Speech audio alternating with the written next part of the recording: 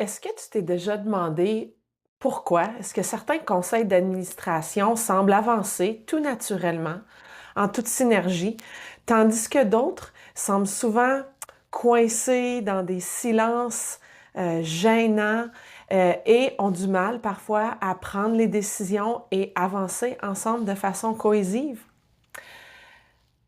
Aujourd'hui, j'ai le goût de te parler de peut-être quelques raisons. Pourquoi certains conseils d'administration avancent plus naturellement et certains d'autres avec plus de difficultés? En parlant de 4 astuces pour cultiver et maintenir la cohésion d'équipe au sein du conseil d'administration. Je m'adresse aujourd'hui tout particulièrement aux présidences de conseils d'administration. Mais bien sûr, mon contenu s'adresse également à n'importe qui est impliqué, de près ou de loin, dans un conseil d'administration d'une organisation à but non lucratif. L'idée ici aujourd'hui avec mes 4 astuces pour cultiver et maintenir la cohésion au sein du conseil, c'est de vous amener à réfléchir ou vous amener quelques pistes de solutions pour renforcer l'efficacité collective du groupe et favoriser des décisions au sein du conseil d'administration qui sont alignées. La première astuce que j'ai le goût de te partager, surtout si tu es présidence de conseil d'administration ou si tu participes à un conseil et tu as le goût de faire une différence au niveau de la cohésion, la première astuce, c'est créer des rituels relationnels, pas juste des ordres du jour. La cohésion d'équipe, elle ne se construit pas uniquement pendant les votes, hein, pendant qu'on est en train de faire notre travail de conseil d'administration et se prononcer sur certaines décisions.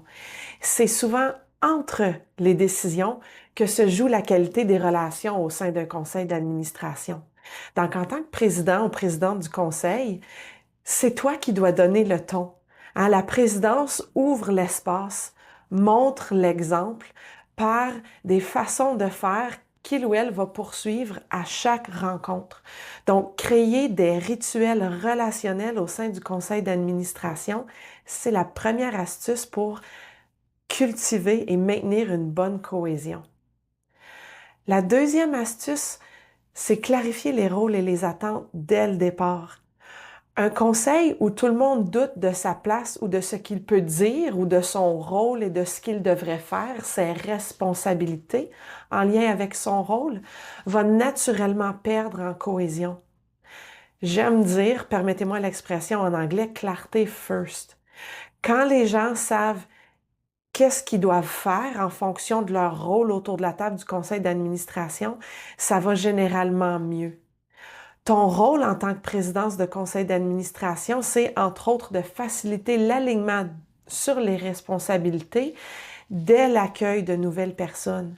Je pense pas que vous serez surpris si je vous dis que dans la plupart des conseils d'administration, la présidence du conseil a souvent un rôle important à jouer dans l'intégration des nouvelles personnes au conseil d'administration. Ça peut commencer dès ce moment-là. Clarifier les rôles et les attentes dès le départ vont vous permettre, comme conseil d'administration, de gagner en efficacité, en cohérence et, j'ose le souhaiter, cultiver la cohésion d'équipe et l'entretenir si elle est déjà là. L'autre astuce pour cultiver la cohésion d'équipe et la maintenir au sein du conseil d'administration, c'est de gérer les tensions dès qu'elles apparaissent, toujours avec bienveillance. Tu le sais comme moi, dans tout groupe, il va y avoir des désaccords. Le vrai défi, c'est de ne pas laisser s'envenimer ces désaccords-là. Ça peut arriver autour d'une table de conseil d'administration que certaines discussions, décisions deviennent parfois houleuses. Rappelez-vous que la présidence n'est pas là pour tout décider, mais elle est garante du cadre. Qu'est-ce que je veux dire par là? C'est que s'il y a un débat d'idées chaud dans le conseil d'administration et qu'on est dans l'action, qu'on discute de façon très passionnée, hein, parce qu'on est souvent passionné comme administrateur, administratrice d'organismes à but non lucratif.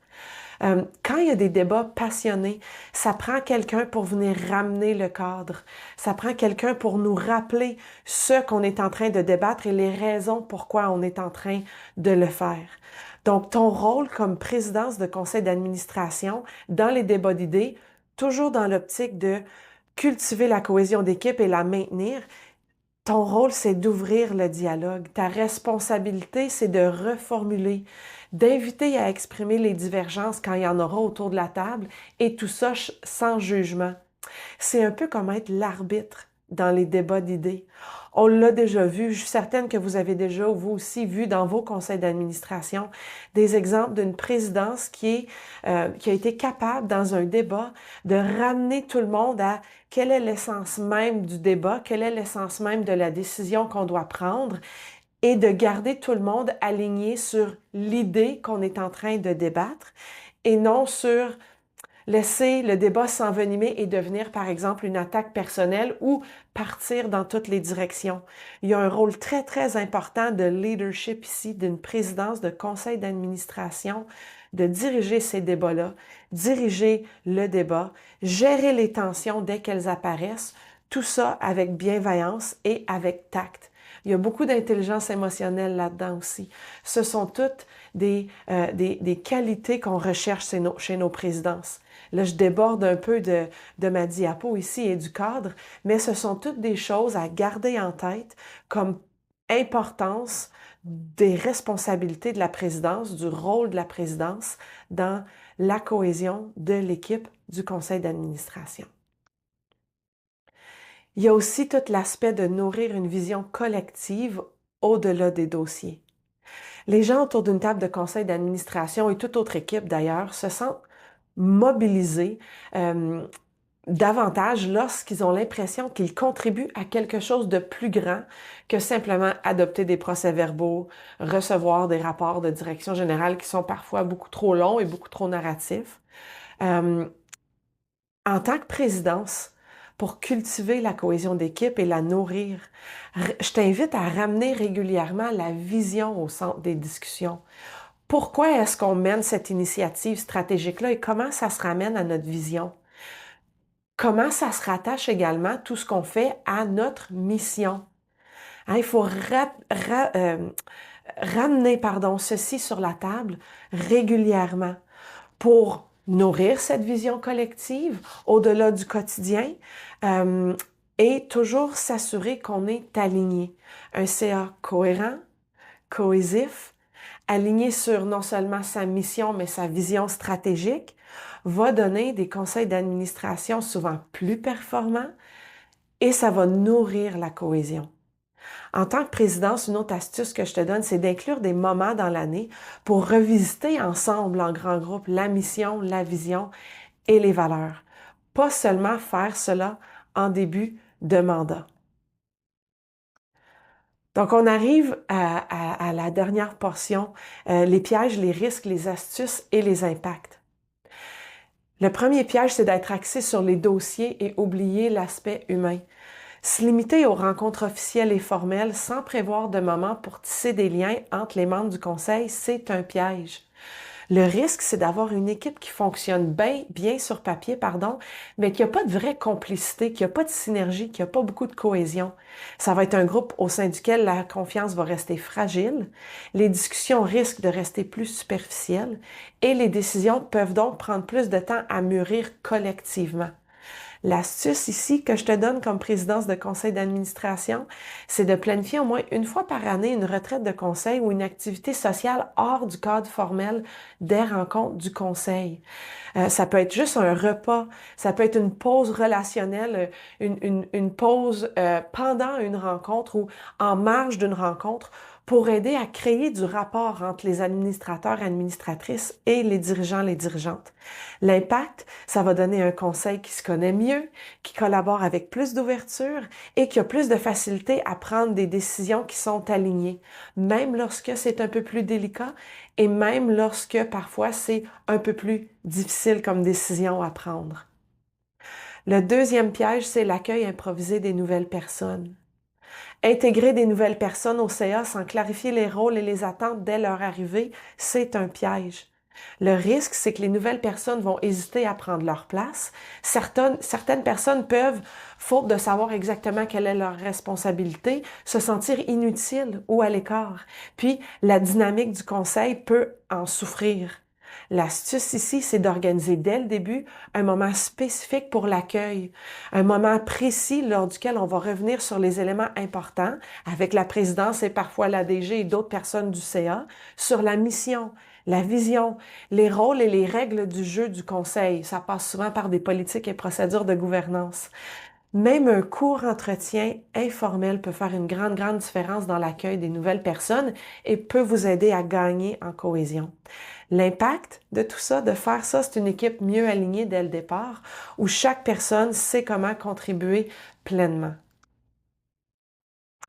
L'autre piège, c'est d'accumuler les non-dits au lieu de les nommer. Ça veut aussi dire garder les tensions sous le silence pour préserver l'apparence d'harmonie, hein, pour préserver la cohésion. On va s'abstenir d'avoir les vraies discussions et d'adresser les enjeux. Les risques ici, c'est que les tensions non exprimées au sein du conseil viennent fragiliser la confiance et même paralyser le conseil dans ses décisions. L'astuce, c'est comme président ou présidente de conseil d'administration, assure-toi d'avoir un code de conduite qui fait partie de vos politiques et procédures, avec des balises claires pour gérer les désaccords. C'est pas juste de le faire non plus puis de le mettre sur papier, mais c'est de le pratiquer. C'est comme de conseil d'administration, d'utiliser ce cadre pour traiter les enjeux directement, dès qu'ils apparaissent, de façon ouverte et respectueuse. L'impact ici, c'est un conseil qui aborde les différends ou les divergences d'opinion ou les tensions de manière structurée et transparente, sans laisser les tensions limiter, miner la cohésion ni ralentir les décisions collectives. Donc, avec tout ceci, avec ces 4 astuces ainsi que ces pièges, risques, astuces et impact, j'espère que tu es plus en mesure maintenant de réfléchir à la cohésion de ton groupe, la cohésion du conseil d'administration. Si tu es présidence de conseil, j'espère que tu es venu chercher ici peut-être quelques idées. Et si là-dedans, tu es venu chercher quelques astuces ou quelques solutions à proposer à ton conseil d'administration, j'espère que ça aurait été utile pour toi.